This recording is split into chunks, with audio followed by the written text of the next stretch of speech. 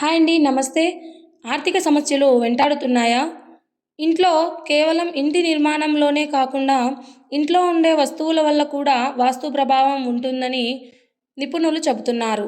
ఇంట్లో ఏ దిశలో ఏ వస్తువు ఉంచితే ఎలాంటి ఫలితాలు ఉంటాయన్న విషయాలను వాస్తు శాస్త్రంలో తెలిపారు. దీని ఆధారంగా ఇంటి ఉత్తర దిశకు ఎంతో ప్రాధాన్యత ఉంటుందని చెప్తున్నారు.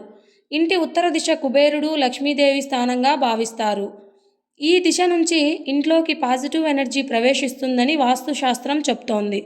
అయితే ఈ దిశలో కొన్ని వస్తువులు ఉంచడం వల్ల ఇంట్లో ఆర్థిక ఇబ్బందులు ఎదుర్కోక తప్పదని పండితులు చెప్తున్నారు. ఇంతకీ ఆ వస్తువులు ఏంటో తెలుసుకుందాం. ఇంటికి ఉత్తర దిశలో ఎట్టి పరిస్థితుల్లో చెప్పులు, బూట్లను వదిలేయకూడదని వాస్తు పండితులు చెప్తున్నారు. ఉత్తర దిశను లక్ష్మీదేవి, కుబేరుడి స్థానంగా చెప్తూ ఉంటారు. కుబేరుడు సంపద, ఆనందం ప్రసాదించే దేవుడు. కాబట్టి ఈ దిశలో చెప్పులను వదలడం వల్ల ఇంట్లో ఆనందం కరువై కష్టాలు వెంటాడుతాయని వాస్తు నిపుణులు చెప్తున్నారు.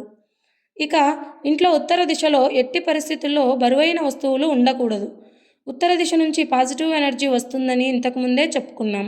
ఒకవేళ ఈ దిశలో బరువైన వస్తువులు ఉంటే ఇంట్లోకి వచ్చే పాజిటివ్ ఎనర్జీని అడ్డుకుంటుందని చెప్తున్నారు. ఈ దిశ ఎప్పుడూ ఖాళీగా ఉండాలని వాస్తు పండితులు చెప్తున్నారు.